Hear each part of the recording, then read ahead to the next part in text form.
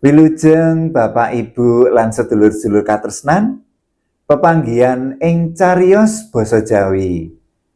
Kados pundi pawartosipun?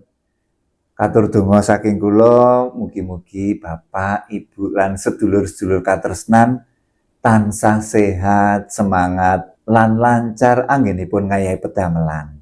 Amin. Ing wekdal niki kula badhe ngaturi cariyos cekak anggitanipun Purwanto RS kanthi irah-irahan omah. Kados pundi lelampahipun? Sumangga sugeng midhangetaken.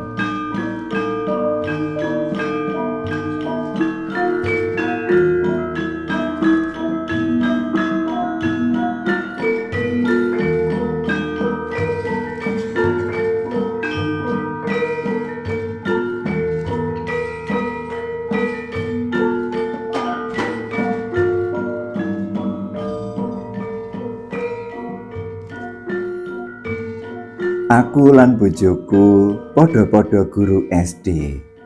Mung wae mulange beda sekolahan. Gaji guru SD cukup yen mung kanggo urip sesasi. Apa meneh keluargaku klebu keluarga kecil, keluarga muda.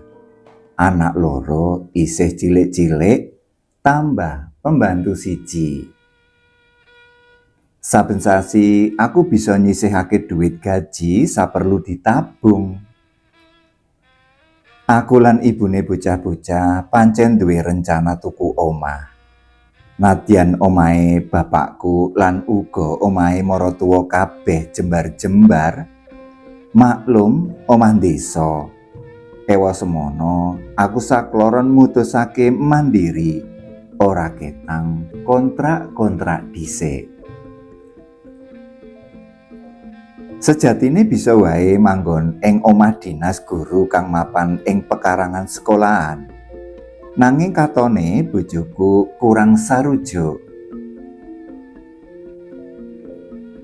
Aku nate maca ing majalah, jare omah ki yen cilik, ruangane sempit, bisa mempengaruhi perkembangane bocah. Ngono alesane bojoku. Karo meneh yen manggon ing omah dinas, bocah-bocah ora duwe kanca dolan.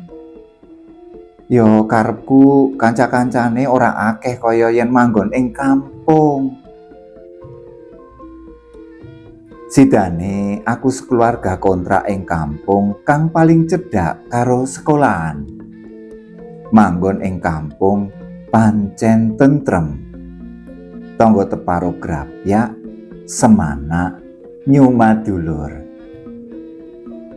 Suasanane empuk, eyop, saengga krasan. Ewa semono sing jeneng duwe omah dhewe ora ketang gubuk, tetep dadi gegayuhan kang ora kena ora. Nalika ana bukaan omah perumnas lan akeh kanca guru sing padha daftar, bojoku katon ora ketarik. Salah siji alesane padha, yaiku omah perumnas kuwi cilik-cilik, sumpek, empet-empetan karo tangga teparo. Awake dhewe iki sabar dhisik wae, sambil ngenteni tambahane tabungan karo ngrungokake warta, mbok menawa ana pekarangan sak kiwa tengene kene sing didol. Pekarangan-pekarangan sik ya ora apa-apa. Engko lak ya suwe-suwe bisa mbangun omah. Ngono panyurunge bojoku mantep. Sing tak senengi ya anggone mantep kuwi. Kenceng nanging sabar ngono kuwi yen duwe gegayuhan. Sajroning ati aku rumangsa mongkok duwe bojo dheweke.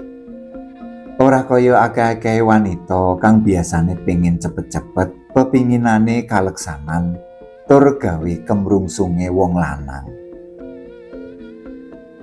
Aku rumangsa yen wawasane bojoku pancen bener. Sawise kanca-kanca kang sidane manggon ing perumnas padha sambat. Ana kang sambat, Jare suasanane tetanggan kurang rumaket. Kanca sijine ngandhakake yen wong-wongane sapa sira sapa ingsun. Individualisme ora nguwungake tanggane dupeh dheweke sugih. Krungu pradulku ngono kuwi, bojoku banjur nyaut. Ya bener, Bu Endang ya cerita ngono. Tangga kiwa tengene padha berlomba-lomba nambahi bangunan omahe. Malah ora sithik sing padha digawe tingkat.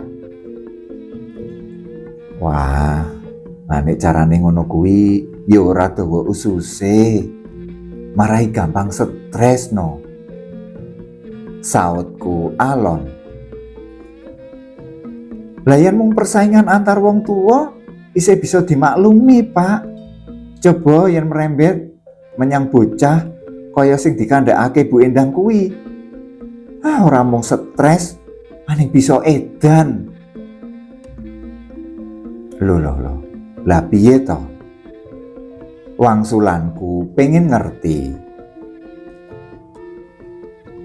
Ayen mun tangga-tanggane tuku perabotan mewah, gelanging rompyong, kalunge sebandat gedene, Bu Endang ora ambil pusing. Ning sing dadekake emosi malah anake kuwi. Sing saben dina nangis, nyuwun dipundhutake dolanan werna-werna kaya kanca-kancane. Piye arep ora emosi yen Bu Endang meruhi anake ora oleh nyilih pit minine kancane. Aja meneh nyilih, demok wae ora oleh. Ayo jenenge bocah ing ngendi-ngendi ya padha wae to. Sidane ya kepeksa golek utangan. Esuke Bu Endang menyang toko. Kamangka sing jenenge dolanan kuwi ana-ana wae. Larang-larang pisan. Anek ngono ya suwe-suwe apa ora bangkrut. Maune aku ora pati gagas yen persaingan ing perumnas kang manut bojoku jare omah kaya kandang pitik nganti kaya ngono. Mula aku ya ora pati fanatik kudu tuku pekarangan ing ngendi. Ing kampung, desa, kutha, perumnas ngendi wae ya padha. Ngono rumangsaku. Semono uga sepira gedene omah, ciut apa jembar ora dadi masalah. Sing penting omah kudu resik. Gegayuhanku supaya enggal duwe omah sansaya cedhak, selaras kelawan tambahe duwe tabungan. Ewa semono pancene menungsa mono mung kuwasa ngrancana. Dene keputusan sawutuhe ana ing ngastane Gusti Allah. Semono uga kang dumadi marang aku. Tetela Gusti kagungan kersa liya. Anakku sing gedhe sing wis sekolah TK kudu rawat inap ing rumah sakit. Ora baen-baen. Kandhane dokter jare kanker usus. Aduh Gusti, gek jenis loro apa meneh iki? Kok ana-ana wae. Nadyan kawusanane, alhamdulillah, anakku bisa waluya. Nanging ragate ngentekake tabungan sing digadang-gadang kanggo tuku omah. Apa pancen Gusti durung ngeparengake aku saanak bojo duwe omah dhewe? Duh, semene ujian kang dak sandang. Aku lan bojoku rada sumare, ora mikir omah dhisik. Karo meneh sing dienggo mikir wis ora ana. Sabar dhisik. Kinawitan saka nol meneh. Nanging yen kudu nabung meneh, kok rasane trauma.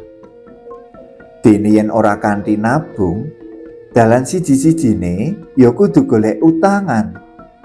Kamangka sing jenenge utang kuwi bungane sak tekruk.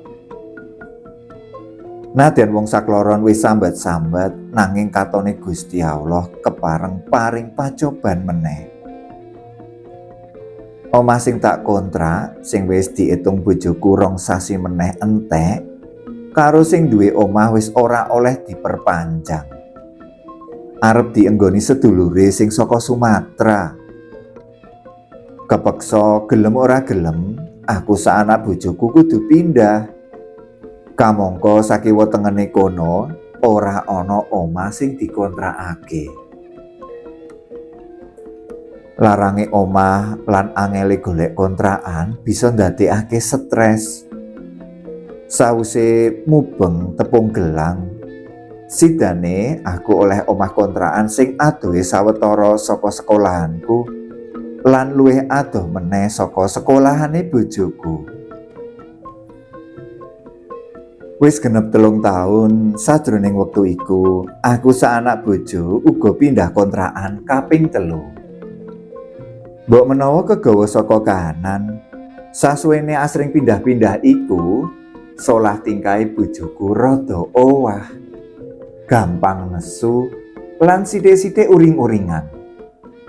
Tambah meneh bareng rewange mulih, awit ya ora tahan diuring-uring. Mungsuhe ganti aku lan bocah-bocah. Yen sing dadi korban aku wae ya ora apa-apa. Nanging yen sing diuring-uring anakku, aku dadi ora tegel. Aku uga kepeksa menyang omahe rewange, ngerih-ngerih supaya gelem bali. Ya apa becike njupuk kredit jangka panjang menyang koperasi wae ya. Banjur ditukokake omah sepekarangane. Rada menyang desa sithik ya ora dadi ngopo, sing penting murah regane. Ngono usulku. Nalika dak delok ulate bojoku rada padhang. Katone rada abot ning sidane ya mantuk. Cekake gajine wong loro sida digadhekake ing koperasi sajroning 10 taun. Lumantar kanca guru kawusanane kelakon entuk pekarangan saomahe. Rada desa sithik tur cedhak kali ora dadi ngopo. Sing penting omahe dhewe. Genep setahun manggon omah anyar, solah tingkahe bojoku wis malih grembyang kaya mbiyen. Malah saya tambah sregep, kaya-kaya ora ana kesele anggone open-open omah. Dasare aku ya seneng gawean taman. Mula tangga teparo ngarani yen omahku paling asri sekampung. Durung genep 2 taun, pacoban sing tak kira wis ngedoh iku tetelo teka meneh. Mbuh, kok mara-mara ing ujung gang sing nata kali kono wis ngadeg sawijining panti pijet. Unine pancen panti pijet tradisional, nanging yo ngerti dhewe, sing mijeti bocah-bocah prawan tur ayu-ayu rupane. Sing pijet ing jeron kamar pisan. Ge odo-odone sapa entuk panti pijet ing kono? Pak RT apa Pak RW kok ya ora nate woro-woro. Lokasine panti pijet mau pancen rada adoh saka omahku. Nanging siji-sijine dalan tumuju mrono ora ana liya kajaba metu ngarep omahku. Mula sasuwene iki dalan ngarep omah dadi rame. Hayen mung ramene kendaraan liwat wae malah kebeneran. Haning delok ento, yen gadis pemijate liwat kae, sayake maro pupu, klambine ngampret, udele nganti ketok. Guyon cekikikan pisan. Ngono pangudarasane bojoku setengah wadul.